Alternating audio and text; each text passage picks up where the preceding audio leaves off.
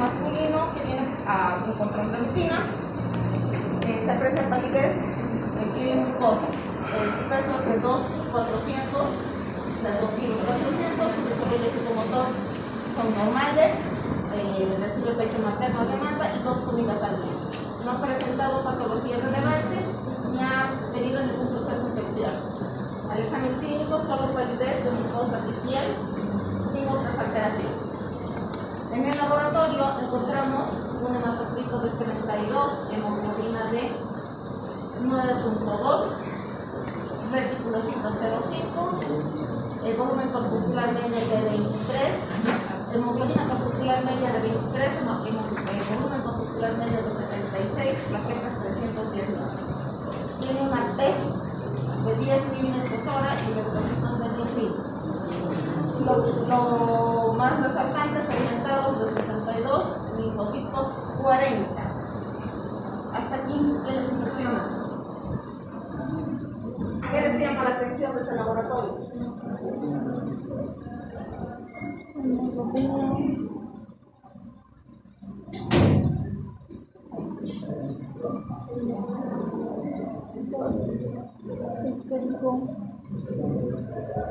¿Qué les impresiona ese laboratorio? ¿Qué les parece?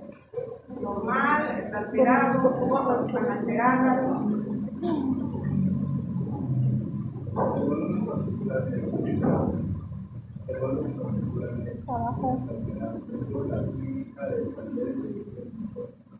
Entonces, ¿qué creen que tenga esta paciente? Una anemia microcítica. ¿Por qué creen que este paciente tenga una anemia microcítica si ha estado a libre demanda con pecho materno y además 2 alimentos al día, o sea, 2 comidas al día? ¿Por qué tendría que tener este niño anémico? ¿O a qué se deberá su anemia? Por lo que está histérico, la hipotensión. ¿Qué tiene? Molis. ¿Por el índice histérico? Sí. Ya, podría ser una hemolis. Pero, ¿en qué ustedes se basan para decir que tiene una hemolis? ¿Solo el índice histérico?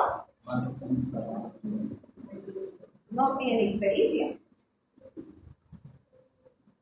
Este es un hallazgo laboratorial. Además, no está elevado, el índice histérico es pasivo. Pues, ni se fijan en el índice histérico porque eso vamos a ver en anemias hemolíticas. El índice histérico está normal, no hay problema. Yo quiero saber cuál es la causa en este niño de la anemia. Ya tienen allí ustedes, con esto, ya tienen una idea de que tiene este niño. No tendrán el diagnóstico definitivo, pero ya tienen un diagnóstico presuntivo con este laboratorio. A lo que nos van a regir, a lo que estamos viendo.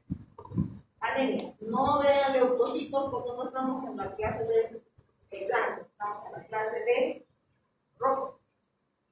Entonces, este niño tiene una anemia microcítica.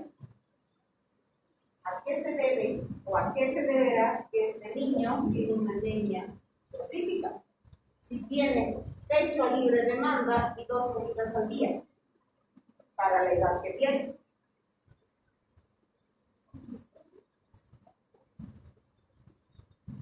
Porque así tienen que analizar su caso clínico.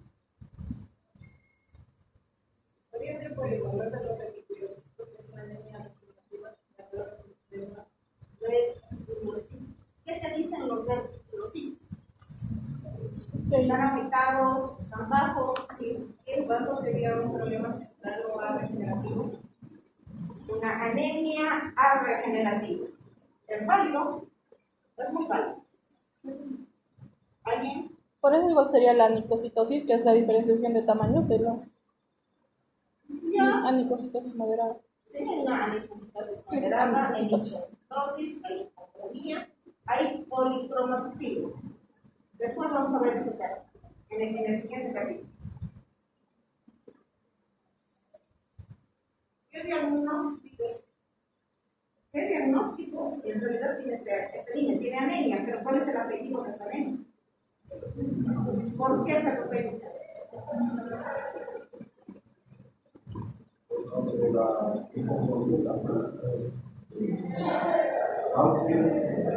¿En qué se basan para decir que tiene una anemia ferropénica? La hemoglobina está baja, es una anemia. Volumen corpuscular medio está bajo, es una anemia microcíclica. Pero hay 5 patologías que causan una anemia microcíclica. La ferropenia, enfermedades inflamatorias, talasemia, sideroblástica e intoxicación por plomo. ¿A cuál de esas pertenece? Todas cursan con anemia microcíclica.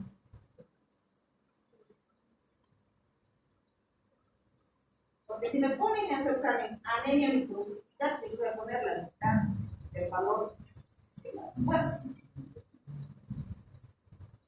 Porque hay 5 patologías que cursan con lo mismo. Una anemia, evidentemente es una anemia microcíclica y crónica. ¿A cuál de las anemias pertenece? ¿O a cuál de las patologías pertenece este caso clínico?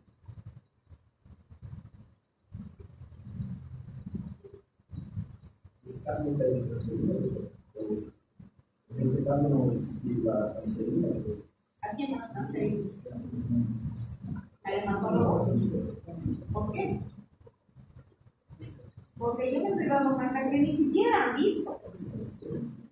Porque en la siguiente diapositiva está la respuesta.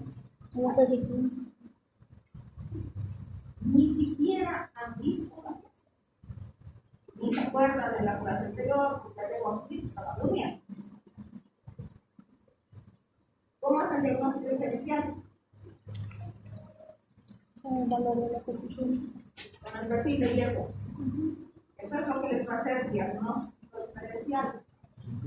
Porque las 5 patologías cursan con lo mismo.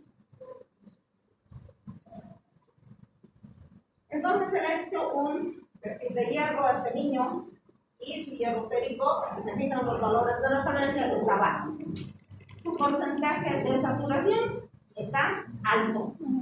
Su transferrina está bajo y su ferritina está bajo. Es una anemia ferropénica.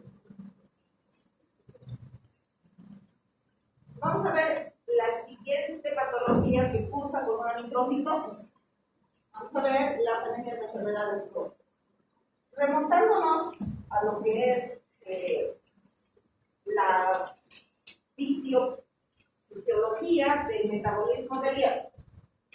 Hemos visto que los procesos inflamatorios cursan o generan sustancias llamadas citoquinas. Estas citoquinas son las que van a regular la absorción y el metabolismo del hierro. Entonces, los procesos inflamatorios cursan con anemia por la generación de proinflamatorios. Y son complicaciones de los procesos inflamatorios e infecciosos las anemias. Por lo tanto, no es una anemia que esté originada por esto. La enfermedad de base es una patología infecciosa, por lo general. Y la anemia es una causa. Entonces, es una complicación de procesos infecciosos o inflamatorios agudos o crónicos, procesos neoplásicos o daño tisular intenso por grandes quemaduras, fracturas múltiples o pacientes sometidos a estrés importante. Generalmente aparecen de 1 a 2 meses después de haberse iniciado la patología clásica y presenta alteraciones mediadas por las citoquinas proinflamatorias, principalmente las interleuquinas, factor de necrosis tumoral, que son las citoquinas que van a manipular de alguna manera la absorción y la distribución de virus. Entonces aquí está la causa, proceso inflamatorio infeccioso, que va a desencadenar las distintas citoquinas. primer lugar afectado, riñón. No se olviden que la interleuquina 3 bloquea la producción de eritropoyetina. Luego hepático, hepsidina. La hepsidina es la puerta o el portero que abre la puerta de entrada y liberación del hierro. Como hay una disminución de hierro circulante, la vida media del eritrocito y eso lleva a una disminución en la producción a nivel nuclear. Entonces hay una disminución de la vida media de la vida. Primero por falta de accesibilidad de hierro a la médula, por el aumento de la producción de hepsidina, por lo que repercute en la absorción y liberación de los recursos. Y finalmente conlleva una insuficiencia relativa de la médula, lo que va a estar asociado a una respuesta disminuida en la producción de eritropoyetina. ¿Cómo voy a hacer el diagnóstico? Yo les he dicho que un laboratorio a nosotros nos orienta mucho sobre cómo tenemos que hacer el diagnóstico. Cuando nosotros estamos frente al papelito del laboratorio, lo primero que vemos es la hemoglobina, porque tenemos que ver la oxigenación del paciente. Si mi laboratorio tiene una disminución de 2 desviaciones estándar de la media para la edad, el sexo, patología de base y altura donde vive el paciente, determinamos que es una anemia. Tenemos que ir a los índices médicos: volumen corpuscular medio, hemoglobina corpuscular medio. Si mis índices están por debajo de lo normal, estoy frente a una anemia microcítica hipocrómica. Tengo que pensar que mi paciente o tiene una ferropenia, o tiene una enfermedad inflamatoria crónica, una talasemia, una anemia sideroblastica o una intoxicación crónica. ¿Cómo hago mi diagnóstico diferencial? Si estoy frente a un proceso inflamatorio, vuelvo a mi laboratorio de base, donde yo me fijo leucocitos. Si hay un proceso inflamatorio infeccioso, tienen que tener leucocitosis a expensas de neutropenia. Si tengo una microcitosis más leucocitosis, tengo que pedir reactantes más seguros. Velocidad de eritrosedimentación, PCR para confirmar el proceso infeccioso, ferritina, que son los reactantes más seguros. Como voy a pedir ferritina, digo todo el perfil hepático, el perfil de hierro. Entonces me va a salir un ferritina. Si mi paciente está cursando una enfermedad inflamatoria crónica reagudizada, mi PCR va a estar alto y va a estar elevada, mi ferritina también. A diferencia de lo que hay en una osteopenia, la ferritina está baja. Entonces, tengo diagnóstico diferencial. Además, si estoy frente a un proceso inflamatorio donde el hierro no llega hasta la médula para tener la eritropoyesis y encima tengo proinflamatorios circulantes, mi reticulocito, mi nivel de reticulocito está alto. Entonces voy a tener un ancha de distribución eritrocitaria normal o ligeramente elevada. No como cuando tengo una anemia ferropénica donde mi ancha de distribución eritrocitaria está por encima del 15%. Luego tengo que ver cómo están distribuidos los distintos, porque en un laboratorio, les he dicho, en la parte de observaciones me dan la morfología eritrocitaria. Si estoy frente a una poiquilocitosis, quiere decir que hay una alteración morfológica eritrocitaria. Y esto es lo que yo tengo que ir a buscar en mi laboratorio. Una vez que luego el diagnóstico, porque si no está en el perfil de hierro. Una vez que tengo mi perfil de hierro, recién puedo ponerle el apellido genérico. Si es ferropenia, si es inflamatoria crónica, si es talasemia, o si es una anemia siderúrgica.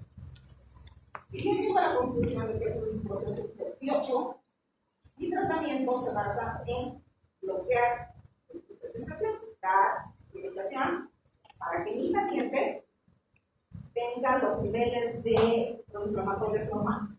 Entonces, tengo que dar con mi enfermedad de base.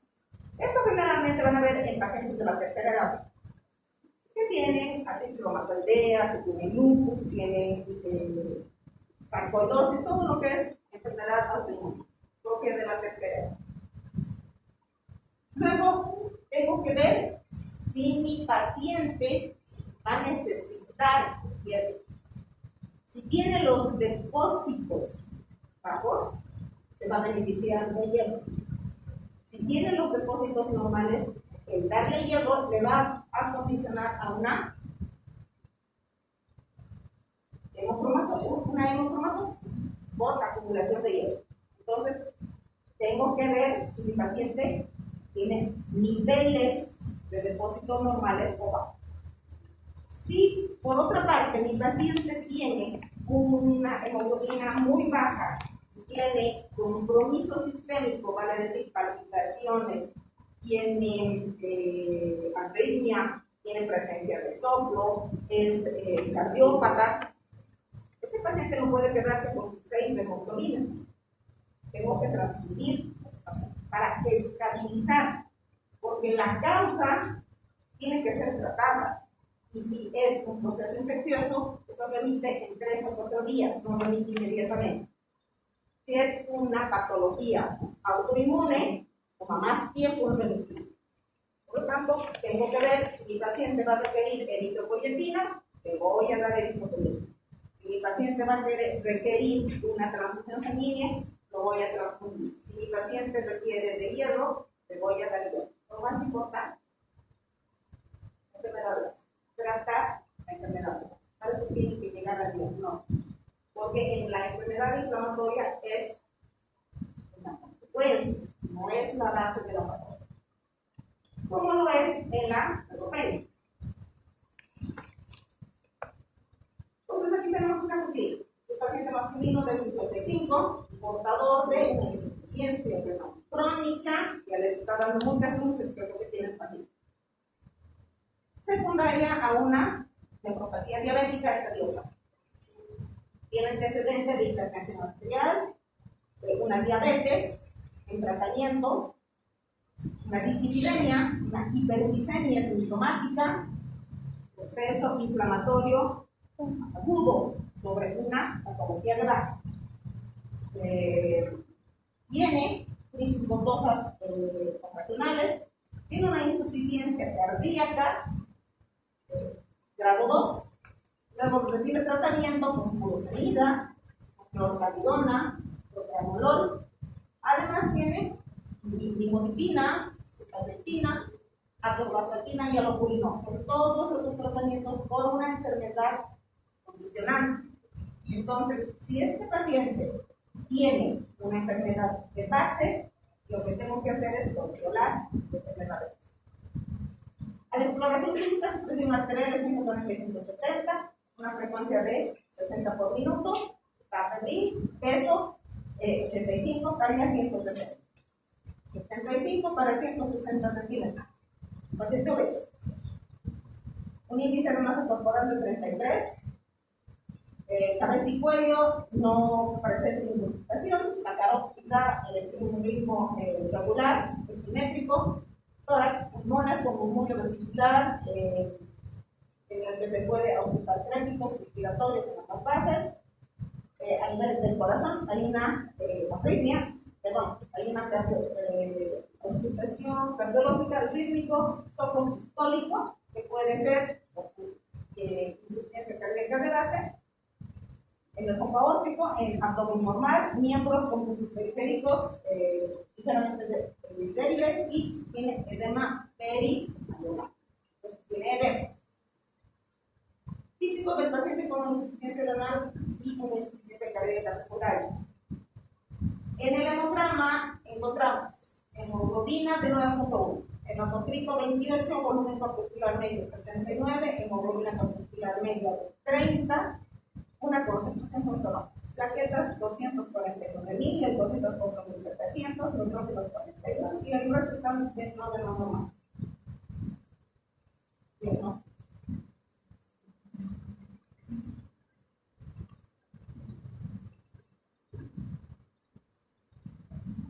Cuando vayan a hacer el diagnóstico de esto, no se vayan a desviar del tema. Yo no les voy a pedir que me diagnostiquen insuficiencia cardíaca, insuficiencia renal, no. Nuestro tema es laboratorio femenino. Entonces se van a referir a eso. Porque el semestre anterior se ha puesto caso clínico y me han respondido la patología de base, no lo que estábamos tratando. Nosotros estamos viendo hematología. Eso es nuestro enfoque, ese es nuestro enfoque, no la patología de base.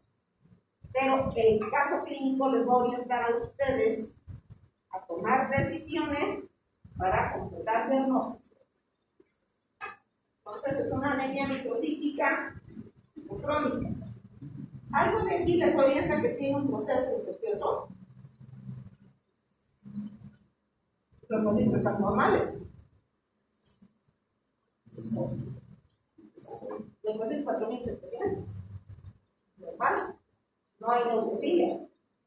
¿Qué le van a hacer a este paciente? Porque hasta ahorita tienen una anemia microcítica hipocrónica que encaja en 5 patologías. ¿Qué le van a hacer?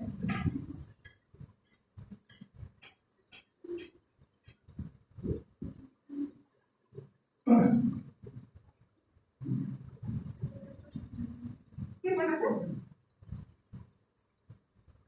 Los santos solos, por lo menos, ven, ¿no?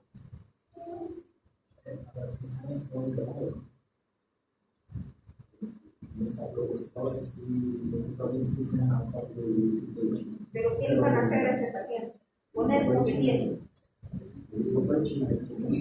Van a pedir eritropoyetina. Antes de pedir eritropoyetina, no todos los laboratorios hacen eritropoyetina. Antes de pedir eritropoyetina, le pueden pedir su perfil de hierro. ¿Qué más? ¿Qué van a pedir si tiene edemas? Perfil renal. Es lo primero que tienen que pedir, creatinina. Porque la creatinina les va a orientar a que es un déficit de eritropoyetina. ¿Qué más se van a pedir? Si está en falla renal o en franco deterioro renal, es obvio que no tiene eritropoyetina, los niveles están bajos. Pero para eso tienen que pedir primero función renal. Creatinina. ¿Qué más se van a pedir?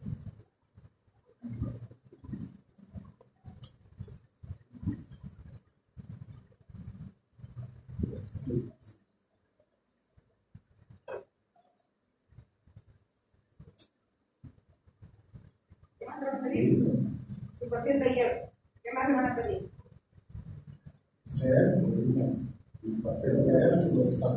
Reactantes en fase aguda de ser, porque el que tenga leucocitos normales no significa que no esté causando un proceso infeccioso. Puede estar inmunosuprimido por todo esto que estamos viendo.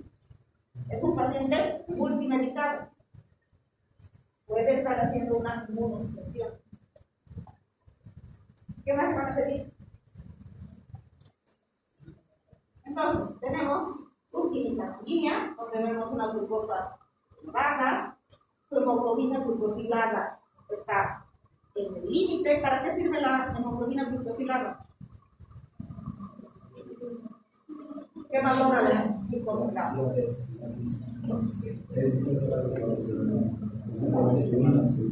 No. ¿Qué valora la hemoglobina glucosilada? ¿Y eso qué nos valora?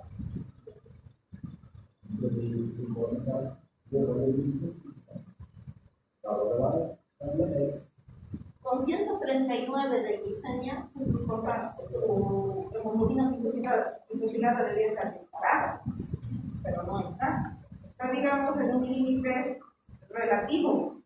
Entonces, ¿qué me valora ahí? Si mi paciente está cumpliendo o no con el tratamiento.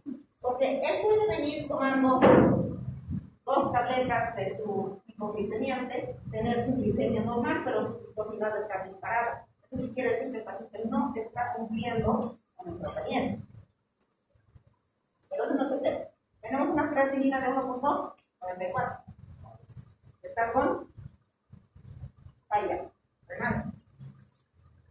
Su ácido úrico está de 7. Está con hiperglicemia.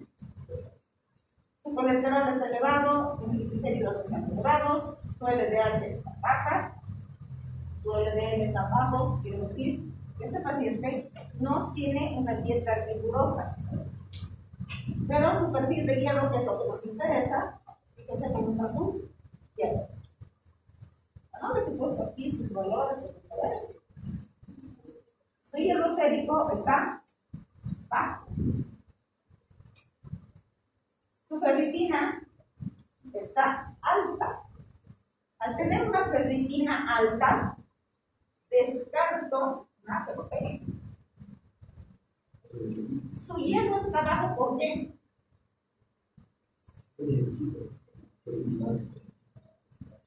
Su ferritina está alta. ¿Por qué su hierro sérico está bajo? ¿Qué tiene que ver la infección?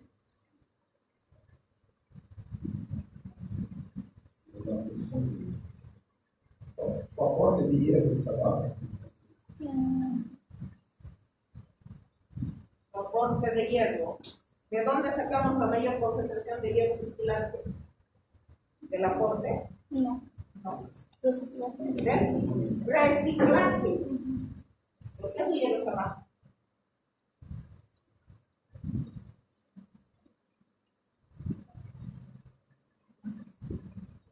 Por las interleuquinas. ¿Qué hacen las interleuquinas? ¿Qué pasa con la exidina? ¿Qué hace la exidina? Abre o cierra las puertas para. Es el portero del ingreso y liberación de hierro. Al estar elevadas las interleuquinas, está bloqueada la entrada, está bloqueada la liberación. Por lo tanto, su hierro sérico con hierro disponible está. Pero su ferritina es alta. ¿Por qué? Porque es un reactante. Luego, ¿qué tenemos? Su transferrina. ¿Cuánto es su transferrina? Su transferrina está ligeramente elevada. Ligeramente elevada. Y finalmente, su saturación está normal. Entonces, aquí el determinante sale de mí. Si su ferritina está alta, al ser un reactante fase aguda, es una enfermedad inflamatoria cuya causa secundaria tiene que leer la parte del metabolismo del hierro. Eso les va a permitir hacer diagnósticos diferenciales.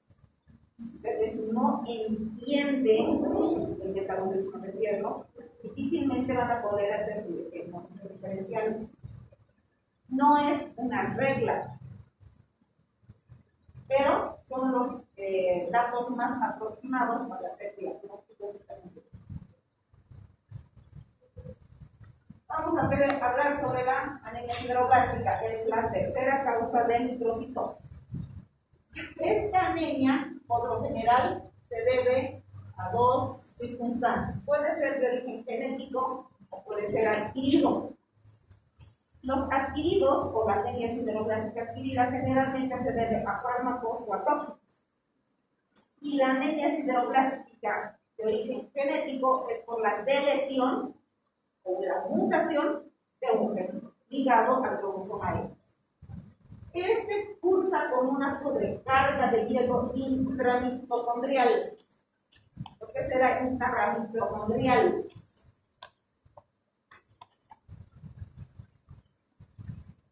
¿Por qué iría abajo? ¿Por qué habrá una sobrecarga intramitocondrial?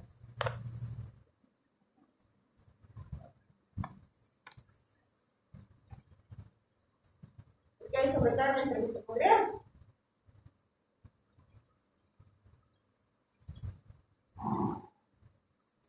Porque es en la mitocondria donde se lleva a cabo la formación de la hemoglobina. Entonces, esta es una alteración en la que el grupo hemo no puede adherirse a la protoporfirina 9. Por eso, cuando habíamos visto la parte de catabolismo de hierro, les he dicho, al haber alteraciones en las enzimas, a la sintetasa, a la deshidratasa, a la deshidrogenasa, ocasionan patologías que se conocen como porfirias. Una de las principales causas de una alteración en la metabolización de hierro, también ha sido de hay una sobrecarga porque el hemo no se puede unir a la protoporfirina, por lo tanto no hay hemoglobina. Esa hemoglobina es afuncional, no funciona. Por lo tanto hay una precipitación del hierro dentro de la mitocondria. Se considera una hemoglobinopatía. Entonces, ¿qué es lo que sucede? El hierro se dispone alrededor del núcleo y en la imagen de la célula aparece un puntillado. Eso quiere decir que hay una hipertrofia mitocondrial con depósito de hierro, una precipitación de hierro. Y eso se llama anillo sideroblástico. Por lo tanto, este anillo sideroblástico se caracteriza por ejecutar una eritropoiesis ineficaz. Como hay depósito de hierro y no hay hemoglobinización normal, mi célula parece chiquitita y pálida. Microcitosis con, aquí vamos a cambiar el término, ya no hay hipocromía, sino es policromasia. Entonces, era lo que les decía, antes era hipocrómico, monocrómico e hipercrómico. Se está retirando la palabra hipercrómico porque se está acuñando la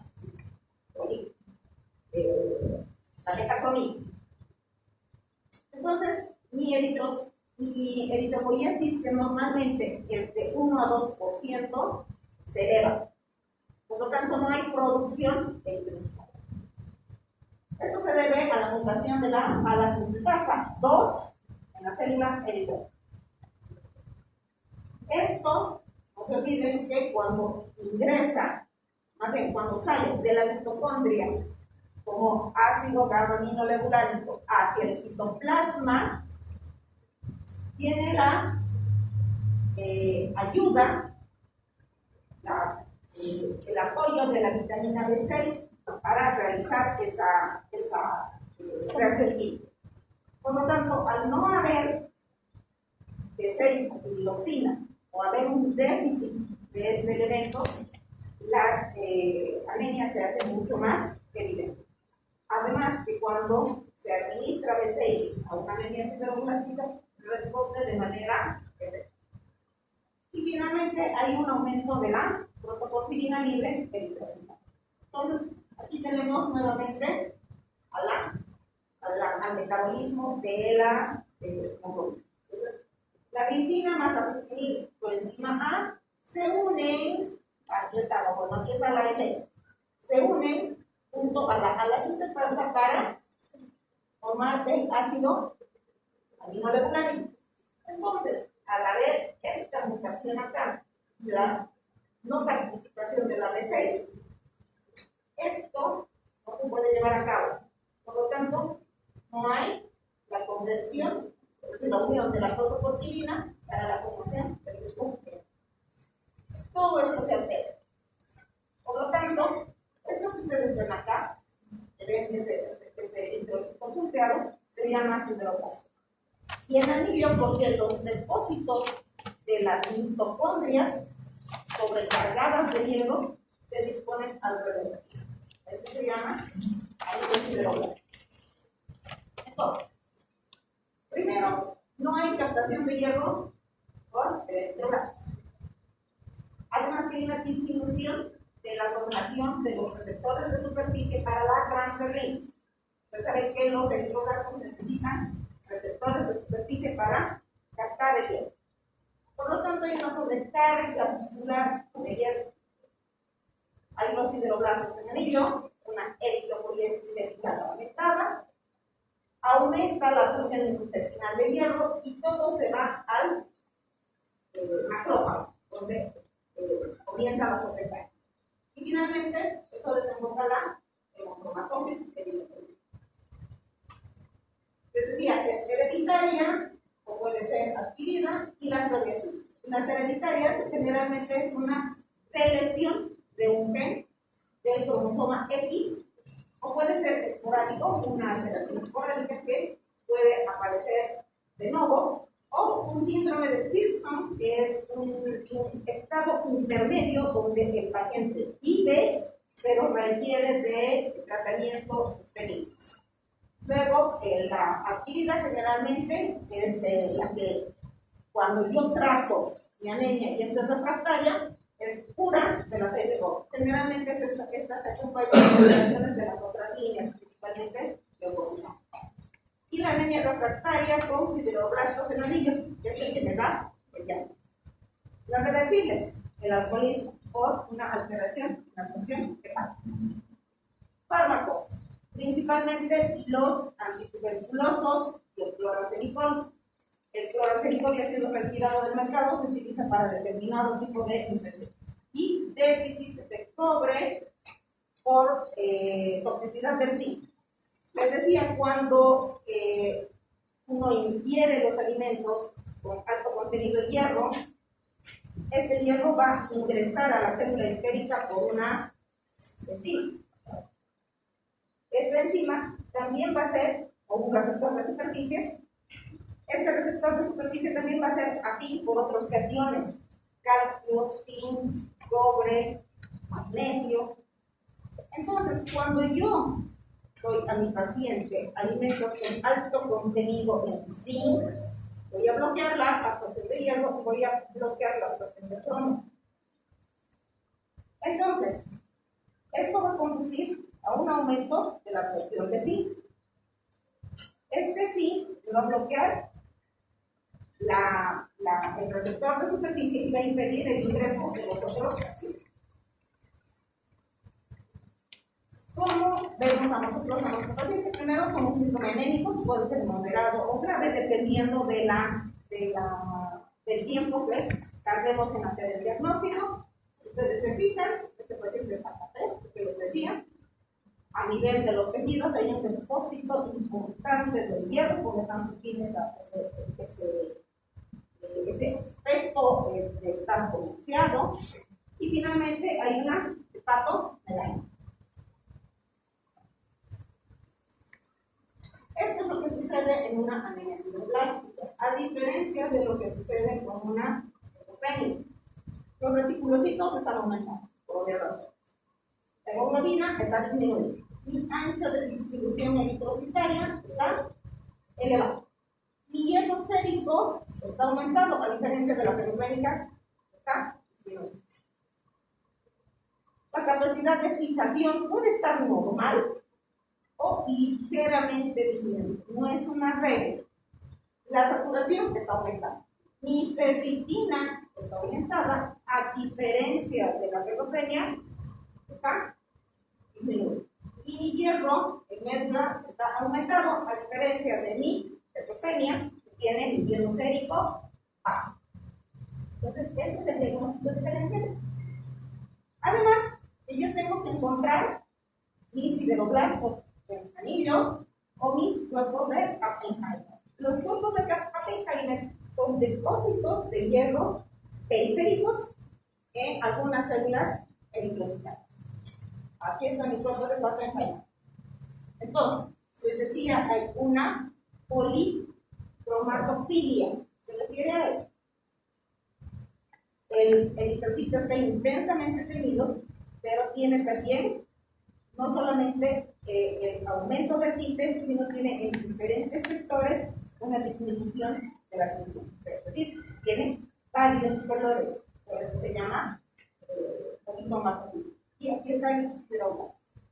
Si ustedes ven el laboratorio y ven una anemia microcíclico crónica y se fijan en observaciones y ven anillos sideroblastos, en anillos ya tienen diagnóstico. No necesitan pedir porque es la única patología en la que van a encontrar. Y esto sí es evidente en el paciente de sangre. ¿Cuál es el tratamiento? No pueden hacer tratamiento curativo porque es una alteración genética, si es que es de tipo hereditario.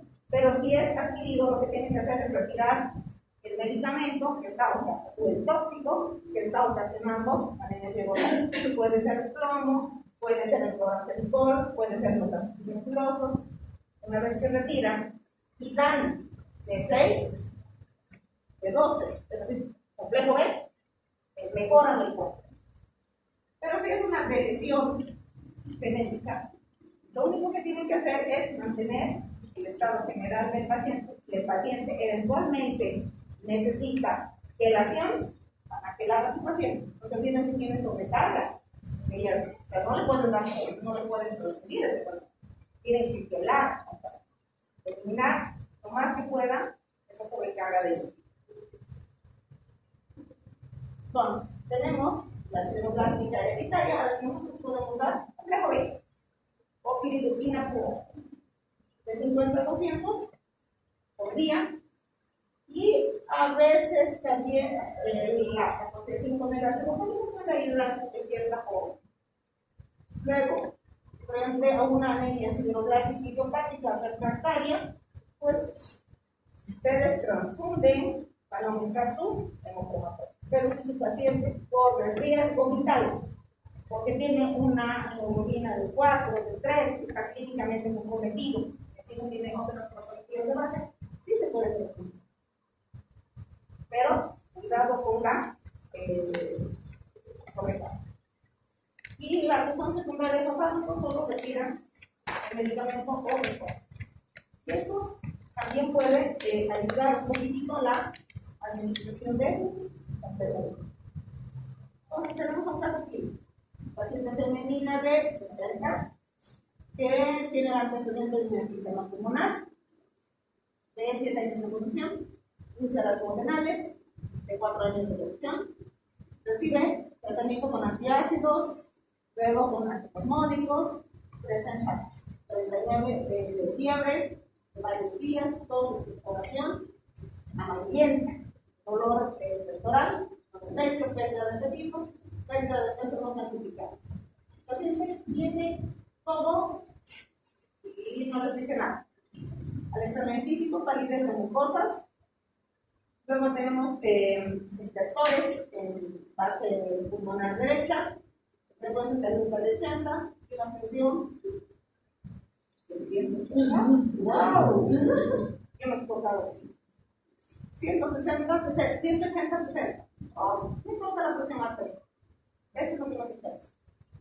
Hemoglobina de 7.8, hematocrito 25, leucocitos 3200, segmentados 27, linfocitos 1, donde estoy, su volumen corpuscular medio de 75, hemoglobina de 17, una eritrosedimentación de 140, hielo sérico 35, reticulocitos 4%, plaquetas 500.000, proteína de leche negativa, estudios radiológicos, radiografía de tórax, fotocoagulación y la base de leche.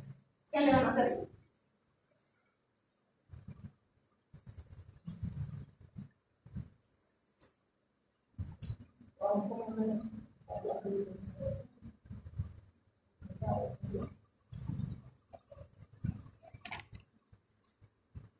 ¿Qué le van a hacer? Este paciente tiene todo y no le dice nada.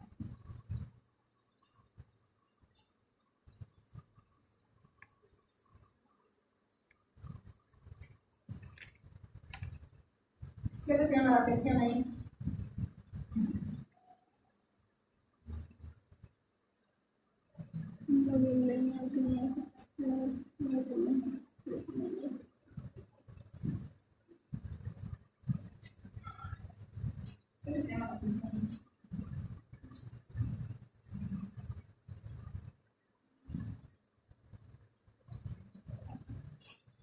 Dígame, no sé, por lo menos. ¿Cuánto la temperatura? Está febril. Lo primero, que tiene que llamar la atención. ¿Qué más? Desde varios días, entonces, próxima expectoración amarillenta, dolor en el pecho, falta de apetito, perda de peso, eso es bien característico de enfermedad pulmonar. Tiene un proceso infeccioso, probablemente. Ya. ¿Qué más? Sin embargo, los procesos están bajos.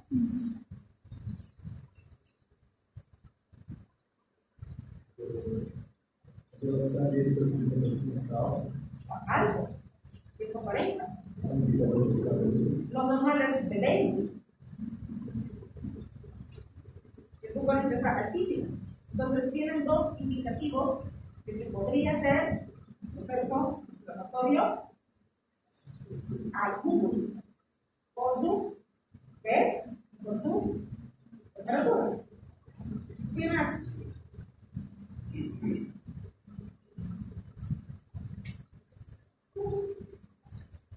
La hemoglobina está baja. Les he dicho, hemoglobina baja igual índices magnéticos. Volumen corpuscular medio de 75 y hemoglobina corpuscular media baja. Anemia, hipocítica, hipocrónica. Hasta aquí yo diría es una enfermedad infecciosa inflamatoria. Por eso está baja. Pero tengo que analizar lo demás. ¿Qué más tengo que analizar aquí?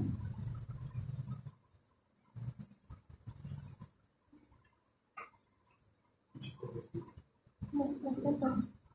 Plaquetas, leucocitos, hierro sérico. ¿Cómo está mi hierro sérico? Bajo. Entonces, ¿qué tengo que pedirle a este paciente para confirmar o para descartar?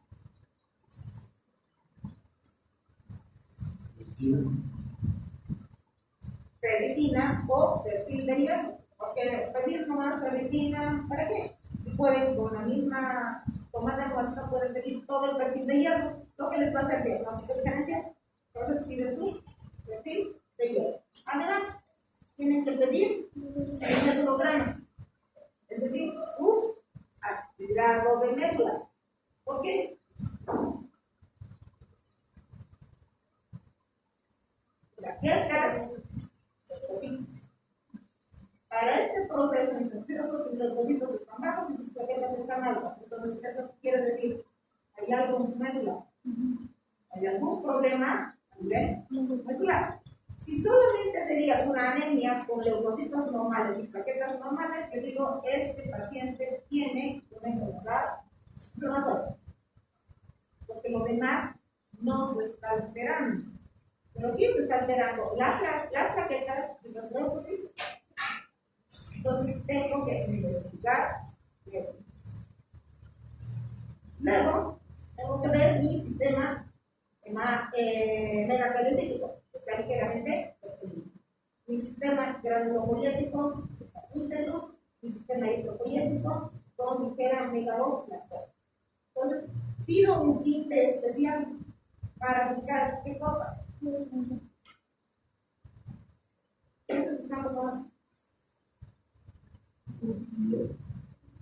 Mis sideroblastos. Porque si no los tengo en sangre periférica, ¿dónde los tengo que buscar?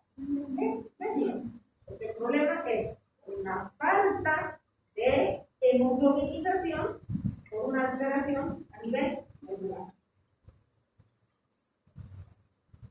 En mi hemograma no ha salido, acá no ha salido sideroblasto, no ha salido. Pero sin embargo tengo una alteración medular. Entonces tengo que ir a rastrear a mi médula mis sideroblastos. Sí me va a servir mi perfil de hierro, claro que sí, porque me va a servir. Pero yo tengo que ubicar dónde está el problema para yo poder tratar. Si el problema es de médula, no se puede tratar, porque esto quiere decir que hay una alteración genética. Y para el rastreo genético, ¿qué tengo que pedir? Si yo quiero rastrear dónde está mi problema, ¿qué le tengo que pedir a este paciente? Un punto al que me dé la respuesta.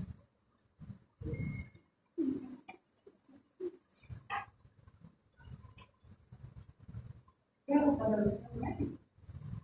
¿Es mi primera clase? Sí. Tengo que pedir el FISH, utilización in situ, con protocolo, para ver dónde está mi problema. Pero no voy a pedir porque es un examen muy caro. El FISH debe estar costando ahorita siquiera unos $200. Entonces, pedir a cualquier paciente un FISH, cuando apenas tienen para pagar cuenta de su intervención. Pero si tienen que hacerlo, tienen que hacerlo.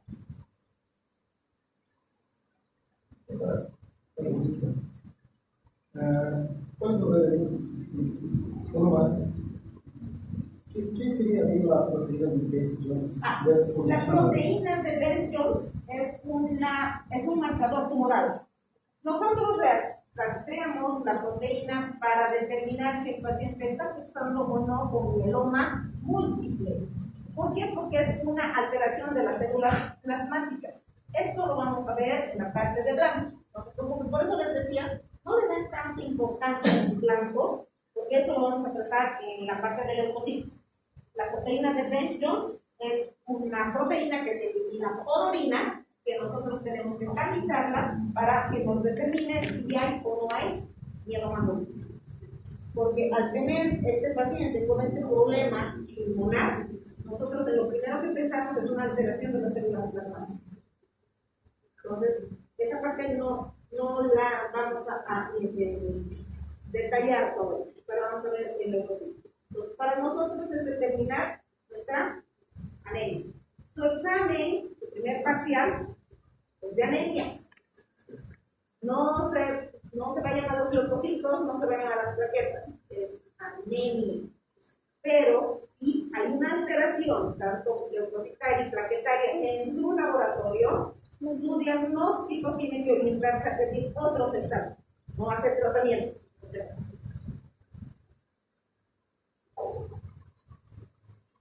Vamos a ver la intoxicación por plomo antes de ver la última de las intoxicosis, que es la paracenia. Esto se denomina también sulfurismo. Es un tóxico ambiental que antes venía en las pinturas de las paredes. Hoy en día se ha retirado el plomo. Pero era la causa más frecuente de intoxicación, sobre todo en niños, en adultos mayores y en personas que tenían alteraciones mentales. Tiene un defecto deleterio en la unión a la enzima que está implicada en la síntesis del hemo, que se llama ferroquelatasa. ¿Qué es lo que hace la ferroquelatasa? ¿Se acuerdan de por qué hace la ferroquelatasa? La ferroquelatasa es la enzima que une el hierro ferroso al grupo hemo. Sin esta enzima no hay esa unión. Y hay una acumulación de protoporfirina 9. Eso es lo que hace la ferroquelatasa. Entonces hay una alteración de la ferroquelatasa. Lo que hace o lo que genera una competitividad por el calcio y la afectación a nivel del desarrollo cerebral. Entonces, esto, como les decía, era más frecuente en los niños. Esto va a producir un acúmulo de protoporfirina dentro del eritroblasto. Entonces, ahí tienen ustedes la acumulación de hierro, que es una precipitación de hierro. No se olviden que durante la formación del proteína. Bueno, en esta parte es donde ingresa el hierro, y en esta parte también ingresa hierro. Es un funcionario basófilo intraeritrocitario debido a la degradación del en el ribosómico, con lo que la vida medio del eritrocito. Y es así como se ve una intoxicación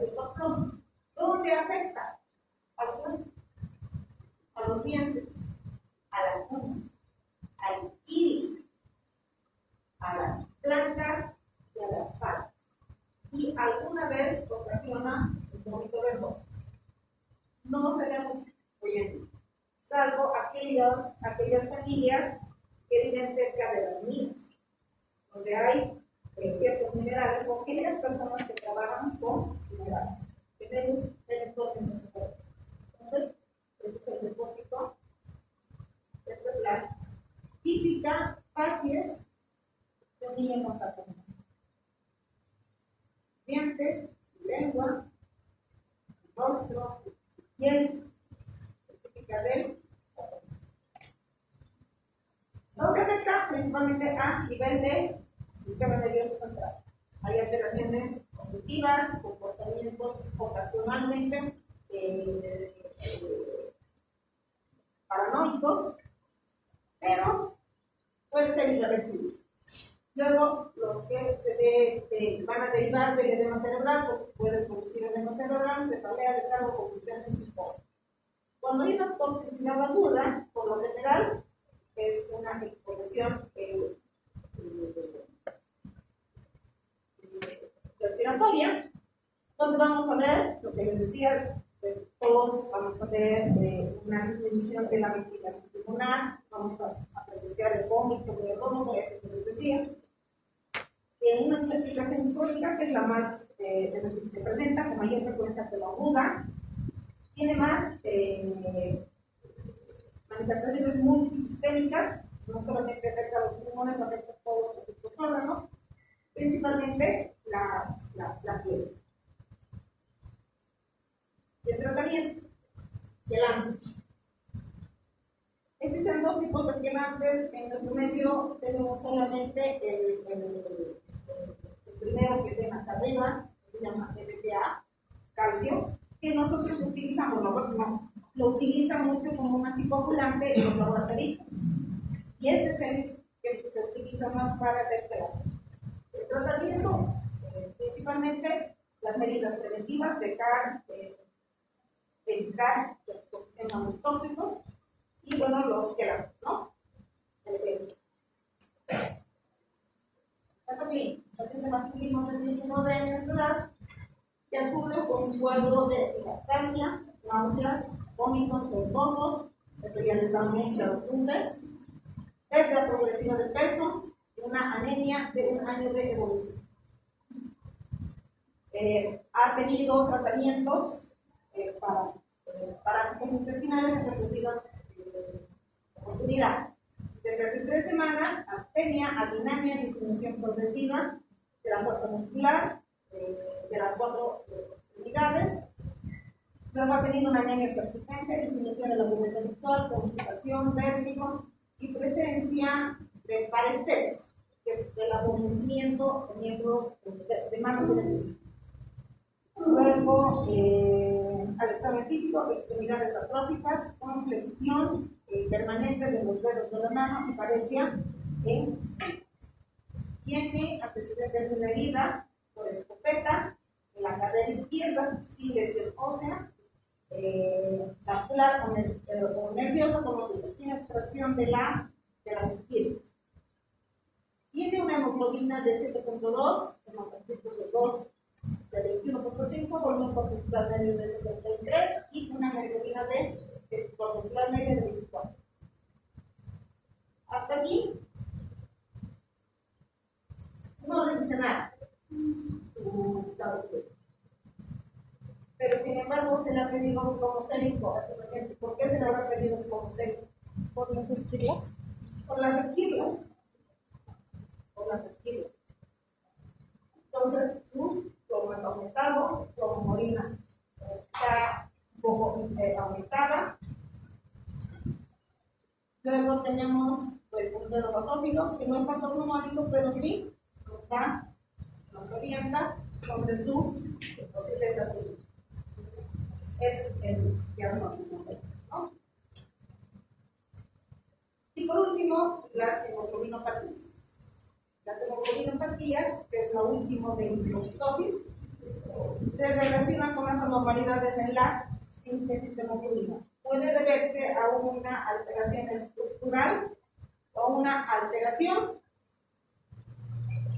en la funcionalidad. alteración estructural generalmente es por persistencia de dos hemoglobinas. En cambio, la insuficiencia, es decir, cuando no es una hemoglobina funcional, hablamos de talasemia, alfa o beta talasemia.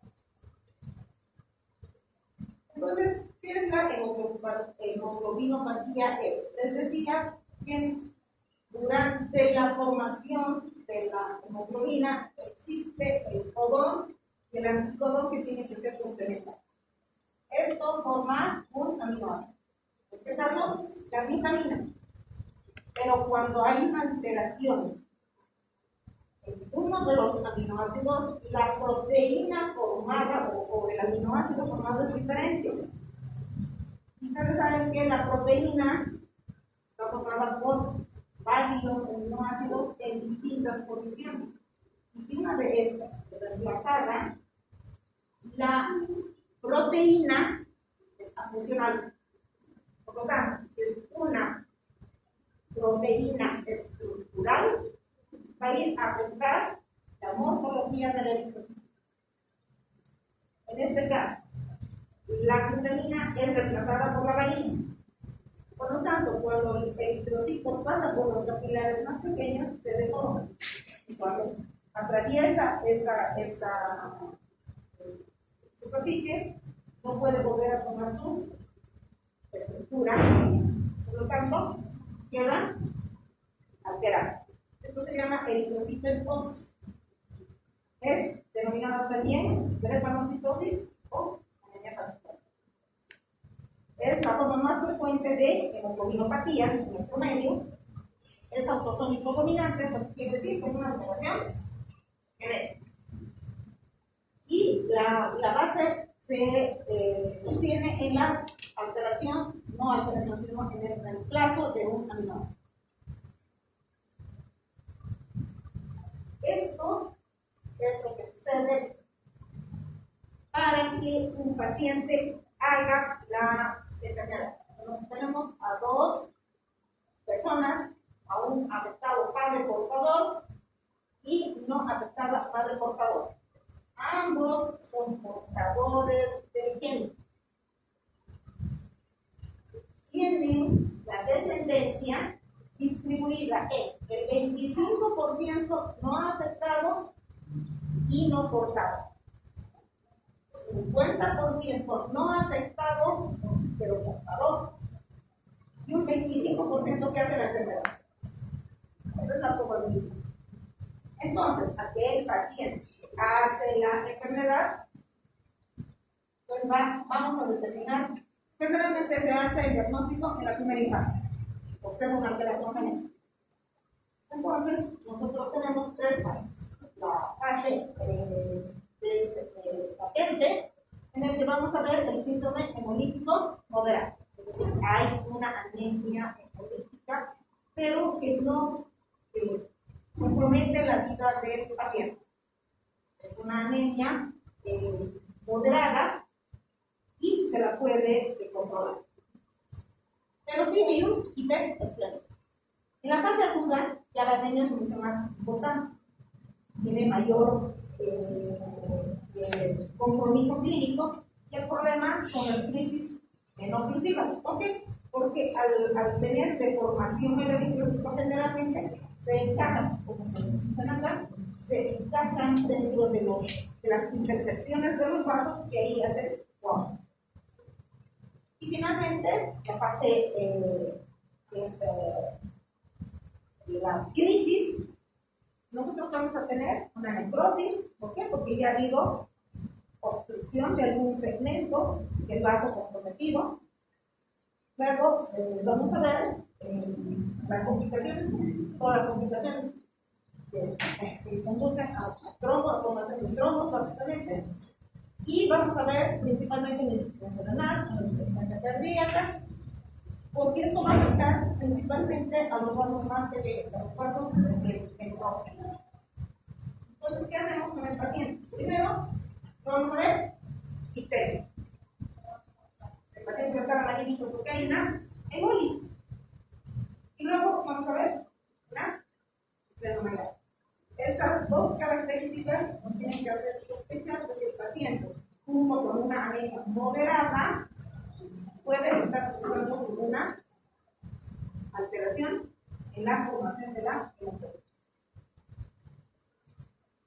Paciente masculino de 6 años de edad con antecedente de asma, fractura del fémur izquierdo, estreñimiento crónico, presenta un cuadro clínico de dolor abdominal, cólico, asociado a vómitos, de contenido biológico, es decir, verdoso, porque se realiza una biología hemática en el que tenemos hemoglobina de 9.6, hematocrito de 28, volumen corpuscular medio 88, hemoglobina de corpuscular medio de 3, plaquetas de 517.000, leucocitos 15.800, neutrófilos de 98.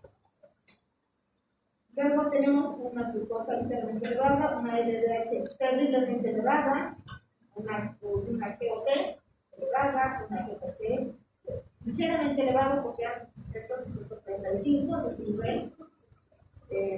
luego tenemos una bilirrubina total de 2 miligramos de bilirrubina. Entonces, la bilirrubina nos orienta a que está usando una pericia. ¿Qué bilirrubina tenemos que pedir aquí? Para ver si es hepática o no hepática. La indirecta. Bilirrubina indirecta. Entonces, ese me va a determinar dónde está el problema. Generalmente esta es una bilirrubina indirecta. ¿Por qué? Porque se debe a una destrucción de los leucocitarios. Y la destrucción es pre-hepática. Luego tenemos la hemoglobina, que no es muy, la anemia, que no es muy importante. Tenemos un aumento de las plaquetas, que es reactiva a al taponamiento de los vasos por el coágulo que se forma por el apelotonamiento de los eritrocitos. ¿Qué otra cosa nos llama aquí la atención? Nada, tiene un proceso infeccioso, obviamente que probablemente sea de tipo obstructivo.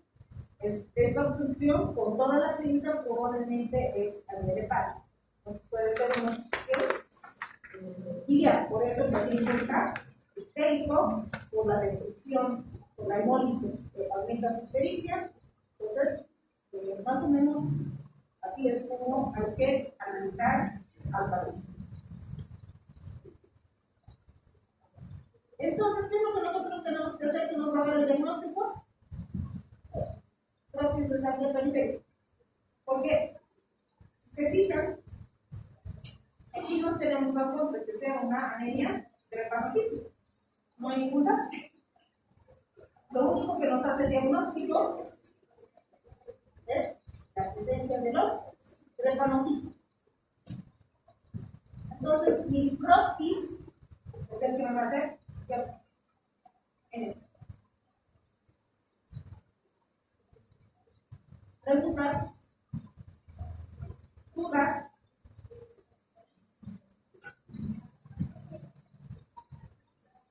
Y finalmente vamos a hablar de las talasemias. Las talasemias son alteraciones genéticas. Y esto se debe principalmente a lesiones de cromosoma de uno o más genes en la formación de la hemoglobina. Tenemos todavía.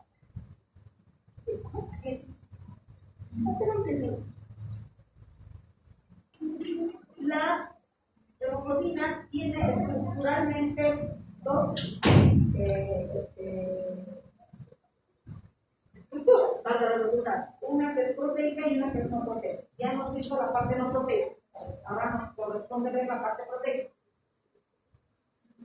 Dependiendo de cuál sea la cadena proteica faltante, es que la talasemia va a llevar el nombre. Si es de la falta de las cadenas alfa, es una alfa-talasemia. Si es una falta de la formación de las cadenas beta, es una beta-talasemia. Les decía que nosotros durante la formación tenemos varias estructuras proteicas durante la vida embrionaria